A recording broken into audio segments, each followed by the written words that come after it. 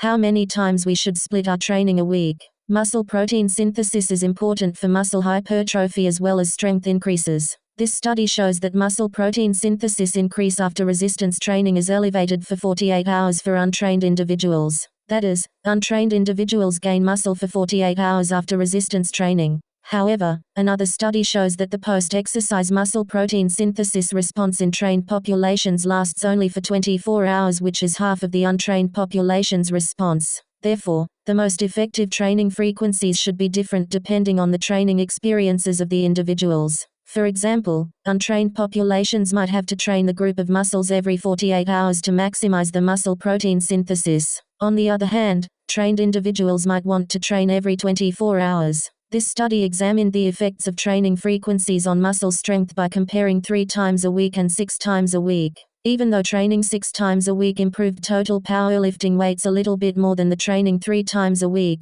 there is no significant differences between the frequencies. That is, training 3 times and 6 times have similar impact on strength increases as well as muscle gains. On the other hand, this study reviewed the effects of training frequencies on strength increases, then found a dose-response relationship between weekly training frequency and muscle strength gains. However, there is no dose response between training frequency and the gains when the training volume is equated. The limitations of the studies are that those results are mostly from untrained populations who get muscle protein synthesis for 48 hours after training. Moreover, most of the studies examined the frequencies for 4 times or less, not very high frequencies such as 6 times per week.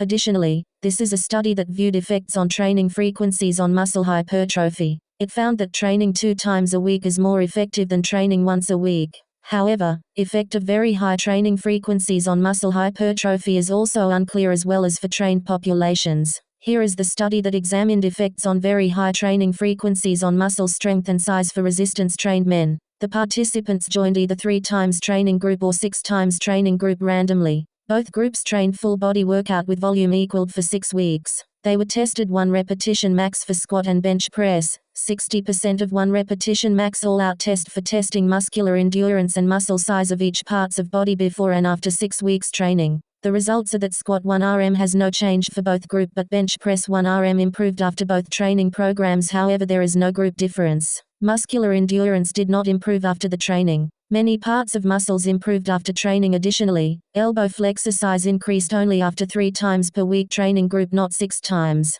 Thus, training 6 times per week does not give additional improvements for strength and muscle gains for trained populations under volume-equated conditions. So, training frequency does not play a large role in strength or muscle gains if the training volume is the same. I would recommend that we should train 2 times per week or more often per muscle groups. It is still similar impacts even if you train more often than 2 times a week, so you should train at least 2 times a week, but you can train as many times as you want depending on your schedule or preferences. It is a good idea to train more often if you want to do higher volume training or higher intensity training. It might also be a good idea to change the frequencies every your training cycles. It is easier to keep the training intensity high if you train 1 muscles group 2 times or more per week than once a week.